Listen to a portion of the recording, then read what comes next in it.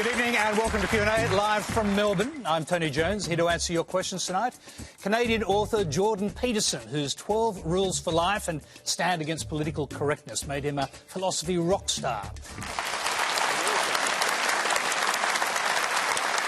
Got a lot of interest in Jordan Peterson and more Peterson so we can possibly have questions. So we've asked our panellists to keep their answers brief, under a minute if possible. My question is for Professor Peterson. People, particularly young men, appear to regard you and look to you as a saviour. What is it that what do you think they believe they need saving from?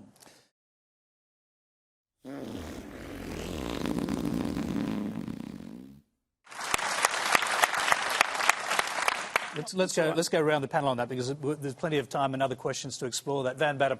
Oh, I just find it really interesting. Like, I'm a 44-year-old, like, middle-aged woman who lives in... The West is fundamentally best characterized as an oppressive patriarchy, which is absolutely absurd proposition. Do you think men... Start with this. Do you think young men feel disenfranchised? And is it by those various isms that the questioner pointed to? I do. I'm not sure that's helping. I have a coterie of angry young white men surrounding me because they're angry about feminism and about all these other isms, let's say, and there's something toxic, let's say, about masculinity per se.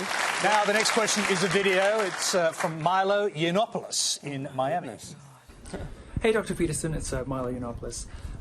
I might be a racist, but a few of us have been wondering recently, with your silence on Kavanaugh, your silence on the innocent Covington boys. Haven't seen Milo for quite a long time. Every occupation should be occupied by people in precise proportion to their proportionality in the population. So quotas in politics, for example, or quotas in business as to how many women should be on boards, how many women should be politicians, that's what you're talking about. The next question comes from Kath Larkin. Hi, my question is also for Peterson, and while I very much stand with the women's advocates in the room, my question is sort of on a different topic. So, I would consider that more of an opinionated, personal and political statement than actually a question.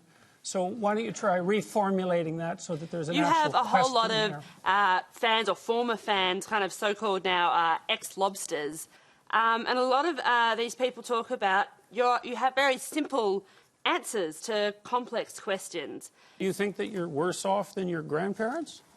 I think there are different challenges. Do you think you're worse off than your grandparents? I think that... Jordan. If you haven't done anything wrong, do not apologise. That is your minute. We've got time for one last question. Tom Seamer. Go ahead. If I were... So I wouldn't do it, but what if I were to wear a Trump hat? How many people would punch me? How many people would be... See, I was in American politics for 3 years. My dad, he's a lobbyist in New York and Washington, D.C. So what if I wore a Trump hat? How would you respond? Pedophile.